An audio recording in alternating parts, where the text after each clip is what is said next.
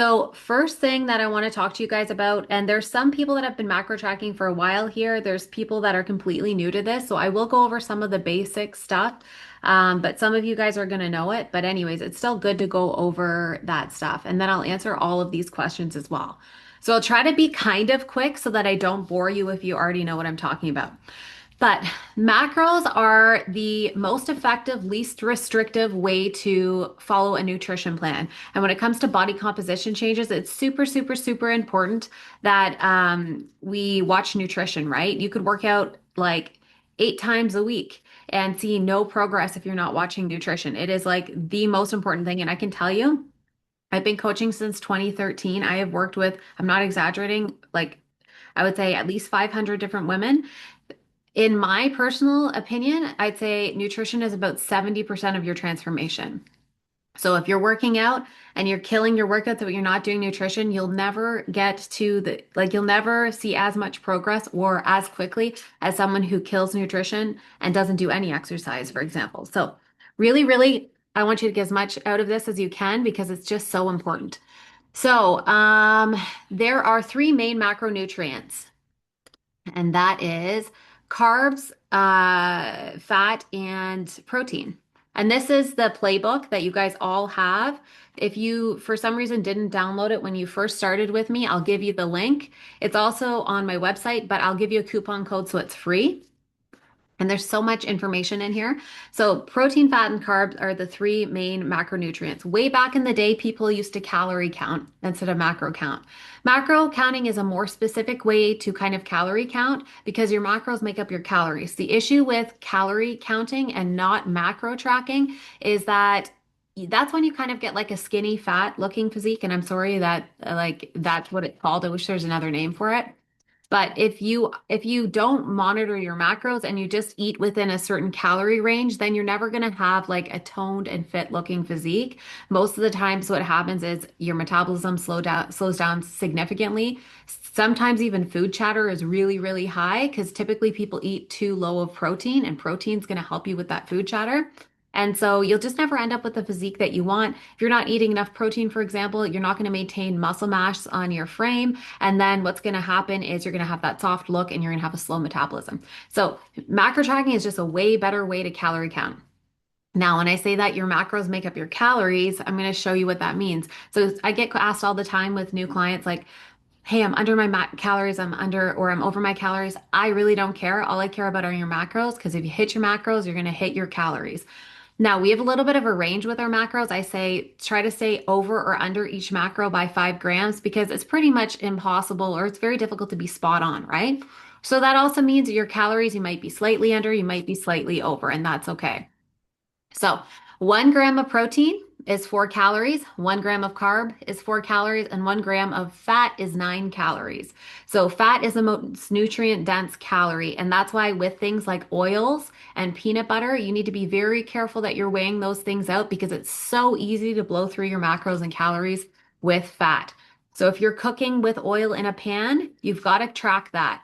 If you put olive oil in a pan and you put your veggies and your chicken or whatever it is in there, that olive oil doesn't just evaporate. We need to count those macros.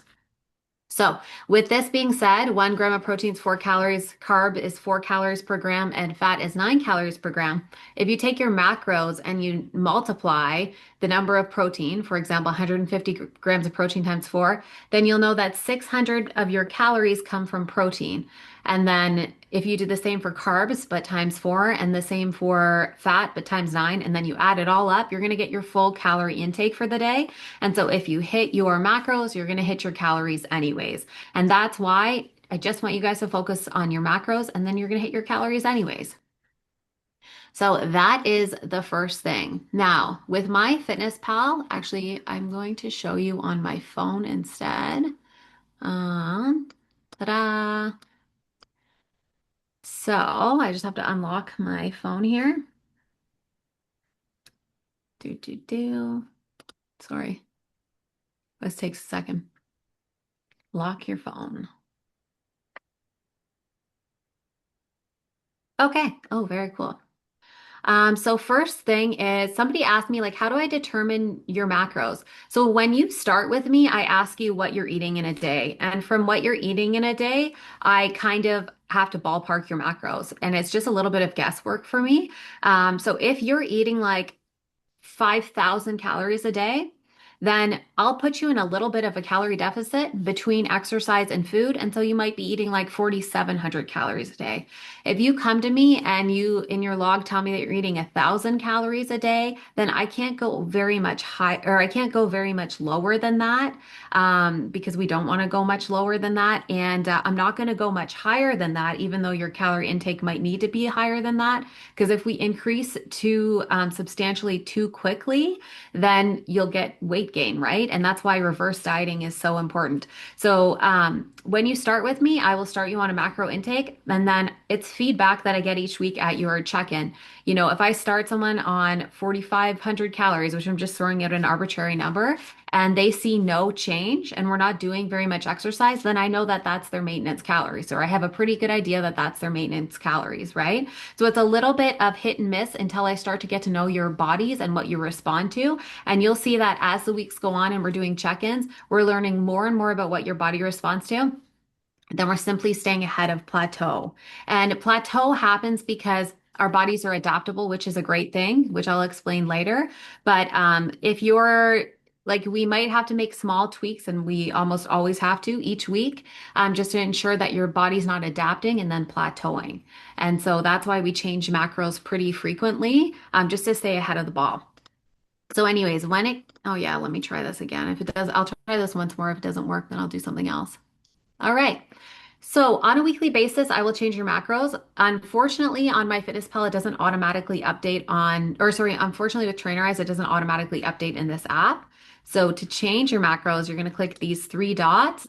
You're going to go to goals, and then you will go to customize your carb and macro goals. If you're using the free version, you always want to enter the calories in first because these are percentages based on the calories. And then you're going to adjust the percentages to get as close as you can to the macros that I put on your plan each week. If you have the paid version, you're just simply going to type in the macros and the calories will change itself. There is like a 30-day free version that you can use, and then you could always make a whole bunch of different accounts if this annoys you. But if not, the free version is fine. And then basically that's your budget for the day. So think of it like kind of like your money. You get paid on a bi-weekly basis. This is like getting paid daily, and this is your allowance that you get to spend. Okay. So what you're going to do to macro track after that, and I'll run through this quick because I think there's a lot of people that already know how to macro track, is you simply just add in the food that you're going to eat today and stay within the budget. When you first start off with macro tracking, it's going to be more difficult, but as you go along, it's going to get a lot easier. The reason I like macro tracking is because you're going to look at food differently. When you're done this shred, and somebody was asking me about that, I don't expect you or anybody else to macro track for the rest of your life. You should be able to switch to intuitive eating because you have a knowledge base now, right? You can look at fries from McDonald's. I think that's a lot of carbohydrates and a lot of fat, and it's not really doing much for me. You can also look at that and think like, hey, I actually want to eat that, and I have a lot of fat and I have a lot of carbs left, so there's nothing wrong with that either. But it just allows you to make informed decisions, which is really important. So, something I want to mention is what you can do. So, let's first go over macro pre-planning. So, macro pre-planning, for the people that macro pre-plan, they do so much better with their results because their macros, they're just way more on par with them. So, if I switch the diary to tomorrow's date, and I'll do this every night, I'm going to add in all the food that I anticipate that I'm going to eat, adjust the quantities until I'm within my macro guidelines. And so I believe up here you can change this. Yeah, so if you have the paid version, you can see the actual macros. If you don't have the paid version, you're just going to click more, and then you're going to go to nutrition, and then look at the nutrients tab, and it will show you what you've eaten today and how much you have left. Don't look at the macros tab because this pie chart becomes a little bit confusing. Just look at this nutrition tab, and it'll tell you what you have left and what you've already spent. And so you can make adjustments throughout the day. You can pre-plan and make adjustments as well. Something I want to go over is like maybe every Friday night in your house is pizza day. So let's pretend tomorrow's Friday. I'm going to search pizza. Let's pretend it's Pizza Hut. So I'm gonna get try and get as specific as I can. I'm gonna have like 2 slices of pizza. So this is Thursday night and I'm pre-planning for Friday for my pizza. So what I've done is I've added in the Pizza Hut and then I'm going to click more. I'm going to click nutrition. I'm going to make sure this is on tomorrow's date.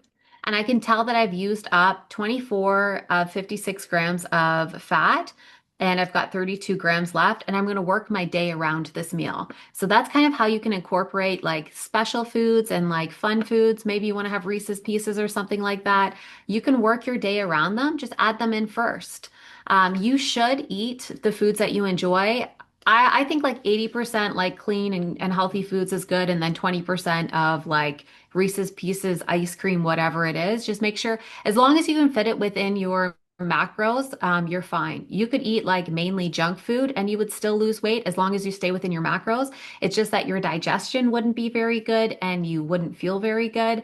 And probably it'd be extremely hard to get your protein nice and high. But if you're like incorporating sweets and stuff, it's much better than being really, really restrictive, which is the issue with things like meal plans, which kind of is a segue for me into meal plans. So I was honestly against meal plans for years and years and years for the reason that when you get a meal plan, you just don't really know what you're doing or why you're eating whatever you're eating. And whenever I work with a client, I want them to know like what we're doing and why. So they have some sort of knowledge base to sustain this long term. I know most of you know me, like I lost 60 pounds 13 years ago now, and I've maintained that loss plus more, plus gained a lot of muscle in that time. And before that, I had tried everything to lose weight. I mean, everything. I remember running half marathons and just eating pasta sauce because it was low calorie. And now I look back at that and I'm like, wow, I was spiking my blood sugar levels. I had no protein. I couldn't lose any weight, right? And then I learned how to do things properly. And so that person, if that person were dependent on a meal plan, they'd be dependent on a coach long term and they wouldn't know what to do. So anyways, that's why I gave into the meal plans because I know you guys like them, but I do them a very specific way. When you get your meal plans from me, if you want a meal plan, I still suggest macro tracking and just using this for inspiration. I always base this off of your macros each week, and then I write out the macros, so the carbs, the fat, and the protein for every single ingredient. So if you say to me, "Hey, Vic, I actually don't like almond butter. Can you make me a new meal plan?" I'm going to say to you, actually, what I want you to do is switch the almond butter for something else. You know the macros are 3 grams of carbs, 9 grams of fat, and 3 grams of protein. So find something else that you can switch it for because you should be macro tracking anyways. The other issue with meal plans is that you might get an almond butter that has different macros than the one that I used on your meal plan, slightly different.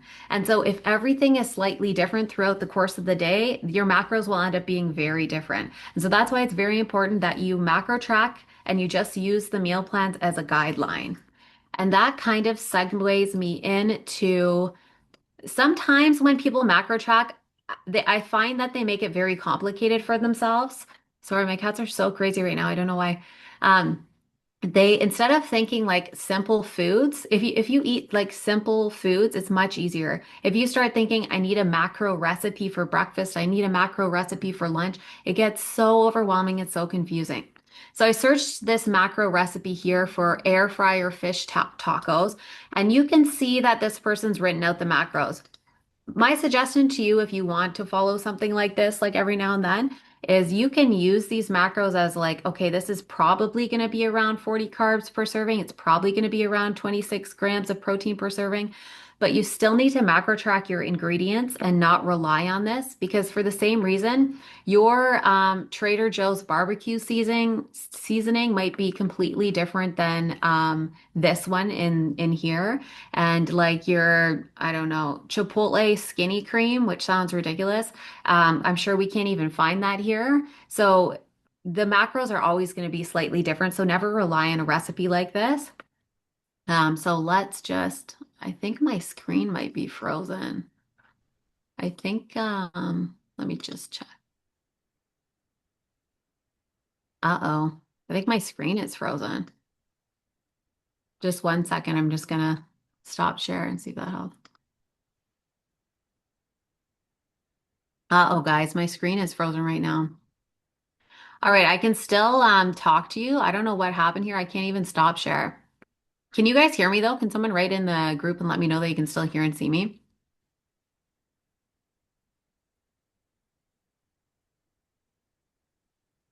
Can you guys hear me? Okay, awesome.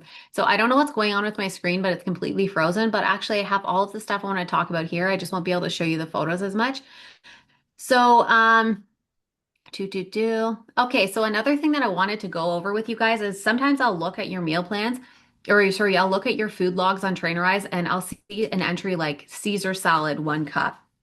That's the same issue with this fish taco thing, is if you're adding in like a bulk meal like that, you don't really know the person that added that into Trainerize or into MyFitnessPal, like how much dressing they were using. Were they using a ton? Were they using hardly any? So always remember you're adding in ingredients to MyFitnessPal. You're not adding in like the names of full meals. Otherwise, it's not going to be accurate.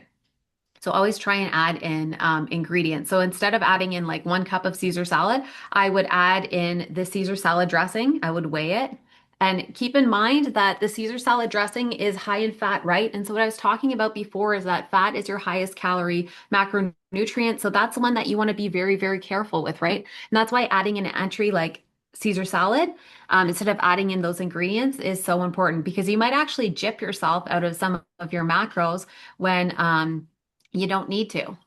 So, what I would suggest, so protein is the macronutrient that's going to keep the food chatter at bay. I know we hear a lot of stuff about food chatter these days with GLP-1s, which I think increases food chatter because then we're thinking about food chatter all day. Protein is the macronutrient that keeps you feeling full.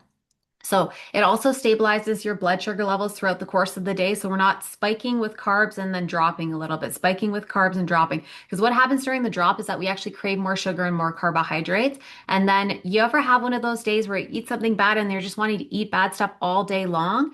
That's what's happening. It's not that you're going hyperglycemic and hypoglycemic. You're still within the normal range, but you're just moving it enough that you really want to eat all of the sweets and the carbs, right? So that's why protein should be high throughout the course of the day. And that's why one of your daily habits is to eat protein at each meal. It will help substantially. For anybody that has issues with binge eating, keeping the protein nice and high will help keep the food chatter at bay, like I said.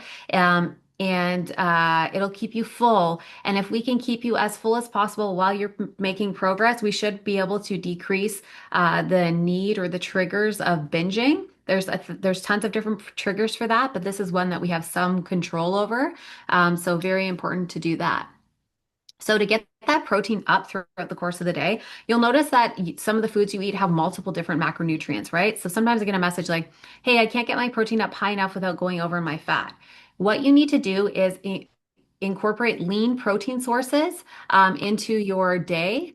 So that would be something like, and I build my whole day around lean protein sources. So that would be like egg whites.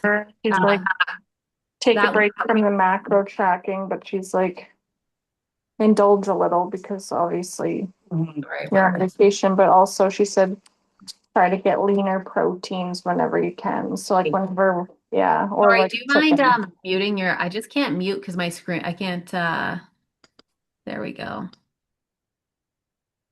Okay. So, what I was saying is that I base my whole day around lean proteins. So lean proteins are the proteins that are very high in protein, very low in fat, and very low in carbs. And that would be like egg whites, chicken breast, extra lean ground beef, extra lean ground turkey, extra lean ground chicken, deli meat, shrimp, whitefish, Greek yogurt, protein powder. All of those foods will leave you with so many carbs and so much fat to play with for the day. And fats and carbs are really like the fun macros, right? So if you can fill your day up with the lean proteins, then you'll have a lot more to play around with. And you'll hit your macro goals, which is the point. Protein also keeps our metabolism very speedy throughout the day and helps maintain muscle mass. And right now, a lot of you guys are resistance training to add muscle to your frame so that your basal metabolic rate is higher so that you can maintain a leaner frame long term. And so we need the protein to help repair the muscle. So it's really important.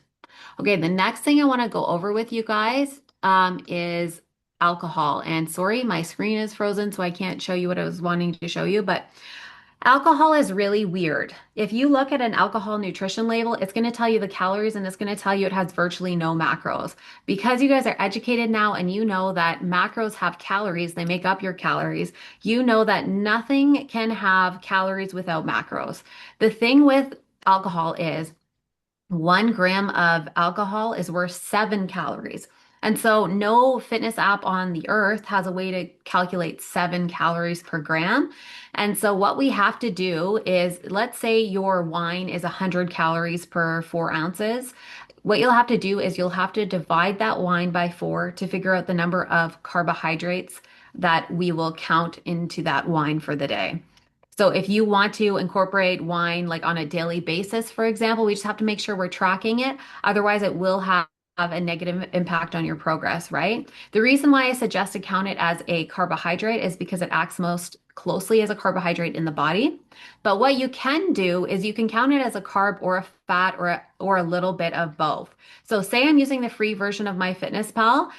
What I can do is I'll count it as a carb. So something that is a straight carb is white rice, for example. So instead of adding like you're not going to search wine because if you search wine or you search alcohol on MyFitnessPal, it's not going to have the right macros, right? So you'll have to add it as a different carbohydrate. So if I had 100 calories and 25 grams of uh, alcohol, then I will add that in as white rice to compensate for that. If you have the paid version of MyFitnessPal, you're just going to add it in. You can add it as a food. You can just say like red wine, 4 ounces or whatever it is, 100 calories, which is 25 grams of carbohydrates. If you look at the playbook, I break that down in more depth. So if you're a visual person, you want to see that, message me if you don't have the playbook, and I'll send you the coupon code so you can download it for free. So I just have to stress it's so important that we track alcohol.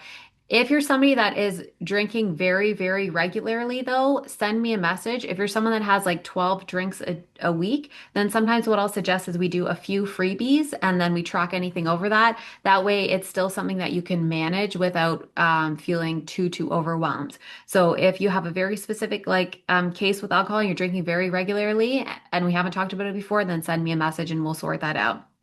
If it's like a bachelorette weekend once like a month or something like that, then I'm not so worried about you counting. So in terms of like eating out and indulging, it just depends on the frequency. I wanted to show you Chipotle here because Chipotle is really cool. There's a lot of restaurants that actually have their calories and their macros laid out.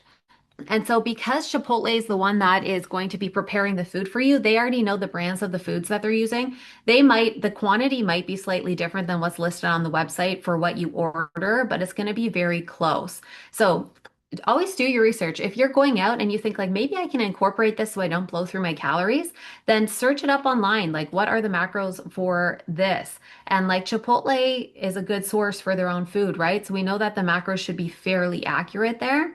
A lot of places have to have their calories listed. So they might not have their macros listed, but you can like, let's say you're going out Friday night, you want to have a hamburger from McDonald's, it'll say the calories. And so you can just add in actually you could probably search McDonald's hamburger and that would pop up on MyFitnessPal.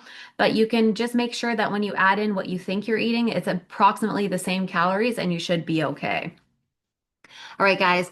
The last one I had in here, I think, was what time of the day to eat. So, in terms of the time of the day to eat, it really doesn't matter. As long as you stay within your macro budget, you're fine. For somebody who's a shift worker, try and make these last 24 hours. So, just pick a time, like maybe 6 a.m. every day, the macros reset. Because I know it can be a little bit weird switching from days to nights. And every now and then you might not have an appetite if you're switching from days to night. And so I do understand that a little bit if you're coming off your first night and then you're sleeping for most of the day. So there are like weird situations like that. And every now and then, if you don't hit your macros perfectly, it's really not a huge deal, right? We have to be realistic. If it's your daughter's birthday tomorrow, have the cake. Don't worry about going over the macros. Just trying to be consistent over time, and that's how we'll see progress. But don't try and miss like in very important milestones and events. And you can always message me and I'll tell you like what I think we should do. If you have an event every Saturday night, then yeah, we're gonna have to come up with a game plan for that. But if you just have like one event once a month, then I would say enjoy yourself. All right, I'm gonna answer these questions now. And if you guys have more questions, please throw them in the chat. So we went over how I figure out macros for people, how to maintain macros once the shred is over. So you should have a pretty good idea of what your maintenance calories are. Right now you're in a cut, so your maintenance calories will increase, but we do that through a reverse diet where we slowly increase your calories over time until your body levels out. And then we can kind of even push it further because your metabolism will adapt. It's that adaptability that I was talking about before that is not a bad thing. It's actually a very cool thing because we can actually adapt your metabolism to be higher. So that at rest, you can maintain a leaner shape with more calories. And if you have more calories, it's a lot easier to maintain your physique, right? What I suggest for everybody is intuitive eating long term. You don't have to macro track long term. What I suggest, if you're someone who's been macro tracking for a long, long time and you want to switch to intuitive eating, I suggest macro tracking every other day for a couple weeks, then macro tracking every 3 days for a couple of weeks. And then always macro tracking once a week is a good thing because it kind of like gets you to check in with yourself. Because sometimes like we just like, with portions and stuff, it slowly increases, increases, increases. And so it's kind of like a good check in with yourself. Um, do, do, do. After working with you over the last 10 years, I have learned a little each time. Just don't give up, ladies. I love that. Thank you, JL, for posting that. That's amazing.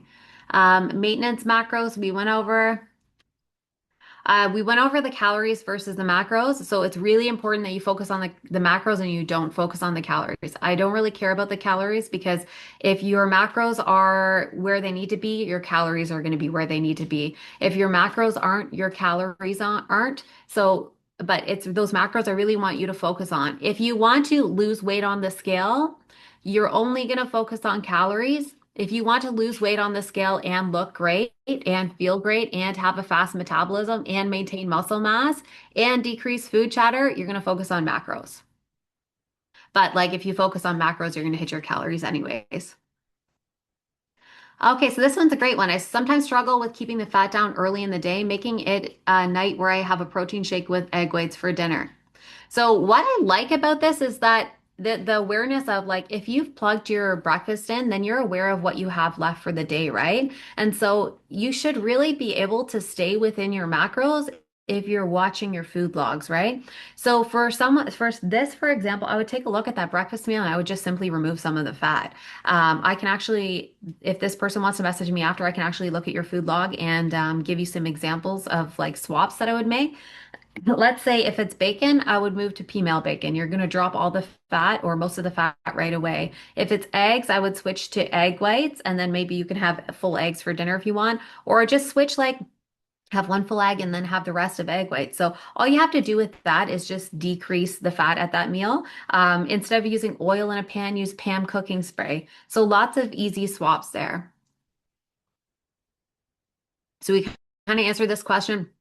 It doesn't matter what time you eat, what time of the day you eat. The only thing I'll say is in terms of digestion, it's better to space the meals out rather than having like one huge, ginormous meal with all of your macros at once. I'm sure none of you do that. It doesn't matter though if you want to eat at 9 p.m. at night and then go to bed 15 minutes after. It really doesn't make a difference. There's somebody that had a question about fasting for me earlier that wants to stop fasting. Listen, in terms of like body composition changes and weight loss, fasting doesn't make it any easier for you to lose weight than just being in a calorie deficit. What happens with fasting is people just naturally go into a calorie deficit because they're not eating as many hours of the day. And I was kind of joking when I said don't eat all of your macros in one sitting. Most of you wouldn't be able to. I wouldn't be able to because you just can't fit that much food in your stomach, right? And so for somebody that's fasting, their eating window is so short, they end up being in a little bit of a calorie deficit because they just can't eat a huge, ginormous amount of food at once. But the issue with fasting is it's for most people, it's not sustainable long term, right? And we want long term sustainability to sustain results long term. Um, so the average person, this is a good question. They recommend about 1 gram of protein per pound. I actually just made an Instagram post that I'll post this month about this. But the thing is, if you come to me and you're eating 50 grams of protein a day and you weigh 150 pounds, there's no way in heck that I can all of a sudden move you up to 150 grams of protein a day. You're gonna feel so full and you're gonna feel sick. So if you're somebody that starts with a low amount of protein, I'm gonna slowly increase your protein over time. If you start with a high amount of protein, that's great, and I'm super happy about that because it's extremely hard to gain weight off of protein. And so protein is the one macro. If you go over like 10, 15 grams, I'm not mad about that. So if you're ever hungry and you're done your macros, have a protein shake. I'm not going to ever be mad about that. If you're going over your protein like a ton, a ton, a ton, then we'll have to kind of figure out what's going on there. But yeah, protein can be hard to hit at times. Do, do, do. Yeah, egg whites and eggs are totally fine to eat every day. Oh, and no problem, Basil. Do you guys have any more questions you want to post in the chat? If you do, I just want to make sure I got everything for you guys. I'm sorry that my screen froze.